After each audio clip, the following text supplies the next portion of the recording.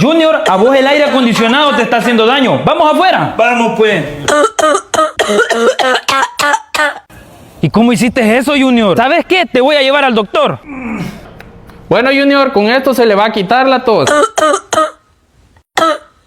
No se preocupe, doctor. Ahorita se lo pongo quieto. Mejor lo voy a agarrar. Ay, doctor, qué difícil es tenerlo quieto.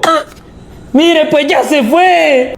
Ay, me siento mal, doctor. Mira, salí embarazada. ¿Embarazada? Sí, ¿y de vos? Yo mejor me voy. Yo estoy cansado de saber a dónde ir. Fuiste tú la linda parte de vivir.